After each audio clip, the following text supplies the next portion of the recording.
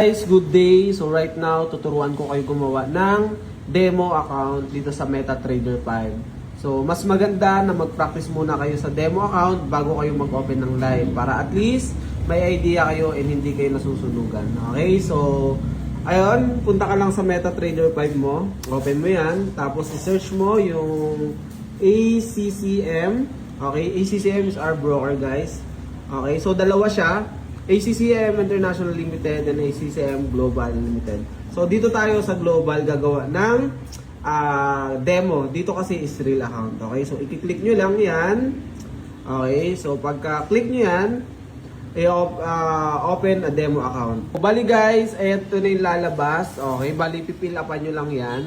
Okay, so lalagay nyo yung name nyo. Okay, second name. So yung last name nyo yun, ibig sabihin date of birth, dapat tama, and phone number. Lagay niyo yung phone number niyo and email. Okay? Tapos ito, hindi niyo nababaguhin to. Standard account, so dapat naka-standard tayo. Leverage, okay na yan. Then ito, gawin niyo lang 3,000.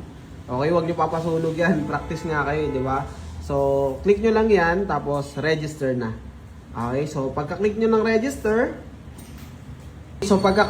register, ito na yung lalabas. Okay, tapos done. Pipindutin nyo yung done. Okay, so pagka done, okay na, meron ka ng demo account, guys. Pwede ka na mag-practice sa demo account. Okay, so ganun lang.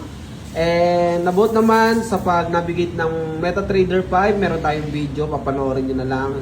Okay, isasend ko na lang yun para at least may idea kayo kung paano gamitin yung MetaTrader 5 nyo. So yun lang, guys.